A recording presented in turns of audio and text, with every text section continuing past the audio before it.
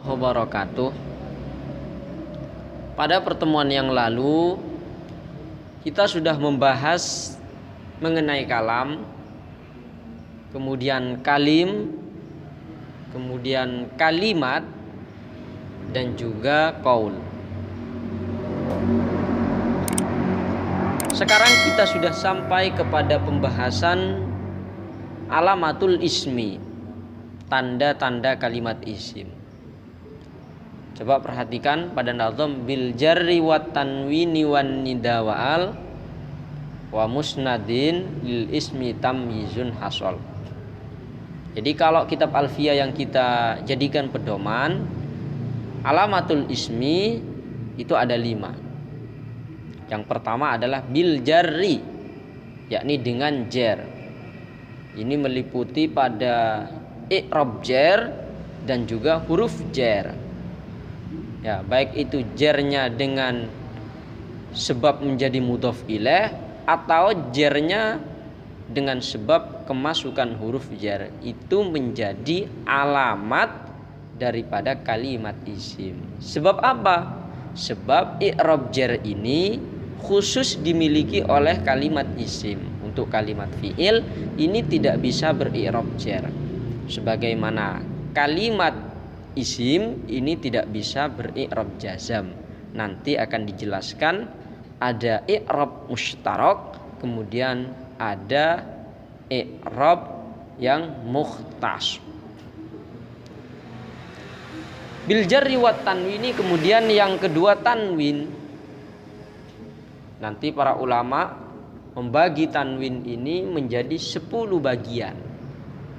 Ada tanwin tamkin, ada tanwin tangkir, ada tanwin iwad, kemudian ada tanwin muqabalah, kemudian ada tanwin darurat, ada tanwin ziyadat, ada tanwin taksir, ada tanwin hikayat, ada tanwin tarannum, dan yang terakhir adalah tanwin ghali.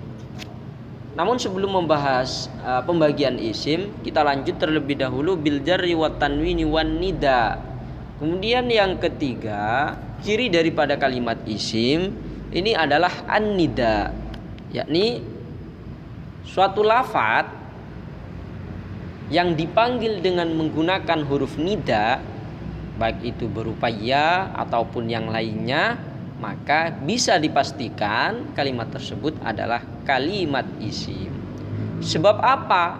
Sebab pada hakikatnya untuk munada ini maksudnya lafaz yang dipanggil ini adalah maf'ul bih. Sedangkan maf'ul bih tidak bisa terjadi kecuali berupa kalimat isim. Kemudian bil jarri wat tanwini wan nida wa al. Kemudian tanda selanjutnya adalah al, atau menerima masuknya al. Ya, ini merupakan tanda daripada kalimat isim, baik itu alnya berupa al-ma'rifat, atau alnya berupa al-ziyadat, atau alnya berupa al-mausulat. Walaupun nanti di babnya isim mausul kita akan mengenali ada al yang masuk kepada fi'il mudhari. Ada di dalam nadham itu wasifatun sharihatun silatu al wa kaunuha bimu'rabil af'ali qal. Jadi untuk al yang masuk kepada fi'il yang mu'rab, maksudnya adalah fi'il mudhari, ini adalah dihukumi sedikit. Semisal ma anta bil hukmi at-turda hukumatuhu. Ya. Itu pada lafaz at-turda itu adalah fi'il mudhari. Jadi turdo, rodiya, yardo, yurdo, kemudian ditasrif maka menjadi turdo, kemudian dimasuki oleh al yang status alnya di situ adalah al mausul. Nah, ulama terjadi khilaf nanti, apakah al mausul ini bisa masuk kepada kalimat isim, ya, hanya bisa masuk kepada kalimat isim, artinya tidak bisa masuk kepada kalimat fi'il, ataukah juga bisa masuk kepada kalimat isim dan juga kalimat fi'il. Ini ulama terjadi khilaf. Al-Imam Al-Faqihi ini mengatakan bahwa al-mausul hanya bisa masuk kepada kalimat isim. Sedangkan untuk Imam Malik ini menyatakan bahwa yang tadi wasifatun sharihatun silatu al wa kaunuha bi mu'rabil af'ali qol. Ini menyatakan bahwa al mausulat juga bisa masuk kepada fi'il mudhari walaupun itu dihukumi sedikit. Ada juga al, tapi alnya adalah al istifhamiyah. Al istifhamiyah itu kan dari kata hal kemudian diganti menjadi al. Seperti al fa'alta itu kan sama dengan mengucapkan hal fa'alta menjadi al fa'alta. Nah, ulama berpendapat bahwa untuk al istifhamiyat ini hanya bisa masuk kepada fi'il madi. Kemudian selanjutnya wa musnadin lil ismi tamyizun hasol. Kemudian selanjutnya adalah musnad ilaih. Ya. Jadi semisal pada lafadz zaidun qaimun itu musnad ilaihnya akan berupa lafadz zaidun. Karena apa? Karena untuk mubtada yakni lafadz-lafadz yang menjadi musnad ilaih itu bisa kita tengok di dalam kitab Jauharul Maknun apa saja yang menjadi musnad ilaih. Ada fa'il, kemudian ada asmaun nawasih, kemudian ada al-mubtada alladzi lahul khabar, kemudian ada al-maf'ul awal li dhanna, kemudian ada al-maf'ul tsani li ara wa akhwatuha. Sebab apa? Sebab fa'il, mubtada, ya, maf'ulnya dhanna ini tidak bisa terjadi kecuali berupa kalimat isim. Kalaupun itu ada, itu sudah mengalami pentakwilan. Artinya semisal berupa fi'il mudhari akan tetapi fi'il mudhari tersebut sudah ditakwil menjadi masdar. Jadi tanda kalimat isim yang kelima ini adalah musnad ilaih. Kemudian kita kembali kepada babnya tanwin. Seperti yang sudah saya katakan tadi, tanwin itu ada 10. Ada tanwin tamkin atau lebih dikenal dengan istilah tanwinus sarfi, atau ada juga yang menyebutnya dengan tanwinul amkaniyat. Nah, tanwin ini adalah tanwin yang masuk kepada isim-isim yang mu'rab dan juga munsharif, ya, dan juga bisa menerima tanwin. Kenapa kok masuk kepada isim yang mu'rab? Sebab nanti akan mengecualikan untuk isim-isim yang mabni. Nah, isim yang mabni di sini nanti kan isim yang serupa dengan kalimat huruf, sehingga lafaz tersebut akan dimabnikan. Dan juga berupa isim yang munsharif.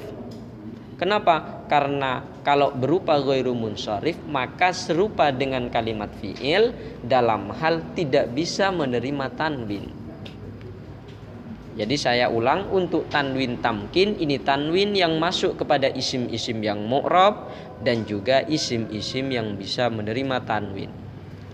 Semisal pada lafadz rajulun. Lafadz rajulun ini adalah isim mu'rab kemudian isim munsharif. Jadi tanwinnya dihukumi sebagai tanwin tamkin. Atau pada lafadz zaidun. Zaidun ini kan isim mu'rab kemudian juga munsharif, maka tanwinnya dihukumi tanwin tamkin. Berbeda nanti kalau tanwinnya masuk kepada isim ghairu munsharif, maka ada istilah tanwin yang lain. Ada tanwin ziyadat dan lain sebagainya. Kemudian yang kedua adalah tanwin tangkir. Tanwin tangkir ini tanwin yang didatangkan untuk membedakan antara isim nakirah dan isim ma'rifat. Ini masuk kepada isim-isim yang mabni. Kalau kita sudah sampai kepada babnya asmaul af'al wal aswad, nanti ada wahkum bitangkiril ladzi yunawwanu minha wa ta'rifu siwahu bayyinu. Jadi ketika dikatakan jaa sibawaihi tanpa tanwin, berarti lafaz tersebut adalah ma'rifat. Artinya Sibaweh yang dimaksud di situ adalah Imam Sibaweh yang alim di bidang ilmu nahwu. Akan tetapi kalau misalkan ditanwin, maka akan menunjukkan kepada setiap orang yang bernama Sibaweh, jaa Sibawaihin, maka maknanya akan menjadi umum. Itu perbedaannya.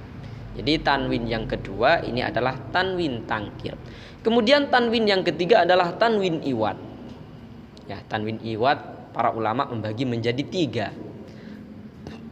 ada iwadun anil jumlah, seperti tanwin yang ada pada lafadz id. Ya. Kita sering menemukan wa antum hina idzin. Di situ ada hina id asalnya. Kemudian idnya ditanwin menjadi idzin. Tanwin di situ adalah gantian daripada jumlah yang asalnya id balaghatir ruhul khulqum. Kemudian ada tanwin iwad anil ismi, yakni mudhof ilaih, gantian daripada mudhof ilaih. Ini masuk kepada lafadz kullun dan juga pada lafadz ba'dun. Biasanya kan kullun, ya itu asalnya adalah kullu syai'in atau kullun nas. Ya. Ada ba'dun, ba'dun nas. Nah, ditanwin menjadi ba'dun. Jadi tanwin di situ adalah gantian daripada kalimat isim yang menjadi mudhof ilaih. Kemudian ada iwadun anil harfi, gantian daripada huruf. Jadi semisal pada lafadz jawarin, itu asalnya kan jawari. Kemudian iya-nya dibuang, diganti dengan tanwin, maka menjadi jawarin. Ada tanwin muqabalah. Tanwin muqabalah ini tanwin yang masuk kepada jamak muannatsis salim untuk mengimbangi tanwin yang ada pada jamak mudzakkaris salim. Salah ya, untuk mengimbangi nun yang ada pada jamak mudzakkaris salim. Kemudian ada tanwin darurat, tanwin yang masuk kepada munada, munada yang tidak bisa ditanwin, hukumnya mabni. Seperti ketika dikatakan ya rajulu dalam tingkah darurah, maka bisa dikatakan ya rajulun, sebagaimana dalam contoh salamullahi ya matarun alaiha walaysa alaika ya matarus salami. Jadi pada lafadz ya matarun ini pada asalnya tidak boleh ditanwin, karena dalam tingkah darurat ada hal yang mengharuskan untuk ditanwin, maka ditanwin. Ini aturan-aturan seperti ini nanti akan kita temukan di dalam ilmu ketika belajar mengenai ilmu syair ya. Kemudian ada tanwin ziyadat. Sebagaimana yang sudah saya sebutkan tadi, tanwin yang bertemu dengan isim ghairu munsharif dengan tujuan untuk munasabah agar serasi. Dalam qiraahnya Imam Nafi itu ada salasilan wa aghlala. Jadi lafadz salasila di sini kan isim ghairu munsharif, sigot muntahal jumu. Kemudian ditanwin. Kenapa? Karena untuk menserasikan dengan lafadz wa aghlalan. Kemudian ada tanwin taksir. Ya, tanwin yang masuk kepada isim-isim yang mabni faedahnya untuk taksir, untuk memperbanyak. Semisal isim isyarah haulain qaumuka. Jadi maknanya haulain mereka, maksudnya adalah banyak orang.